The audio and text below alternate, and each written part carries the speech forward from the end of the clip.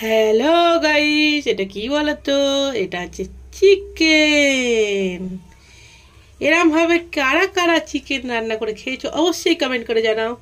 প্রথমে কড়াইতে চিকেনটা দিয়ে দিলাম, তারপরে গোটা পেঁয়াজ, গোটা গোটা নয় মানে কুচোনো পেঁয়াজ, কুচোনো টমেটো, ধনে পাতা কুচোনো, আর কাঁচা লঙ্কা কয়েকটা, আদা রসুন কাঁচা লঙ্কা ধনে পাতার পেস্ট, তন্দুরি মশলা, হলুদ গুঁড়ো, লঙ্কা গুঁড়ো, লবণ, চিনি, সরিষার তেল, টক দই, তন্দুরি মশলা একটু বেশি পরিমাণে, কেন এটা রান্না হচ্ছে তন্দুরি চিকেন কষা, আর রেড চিলি পাউডার, হলুদ গুঁড়ো, ধনে পাউডার, জিরা পাউডার সব একসাথে দিয়ে ভালো করে মাখিয়ে মিক্সিং এবারে কড়াইয়ে বসিয়ে দিলাম।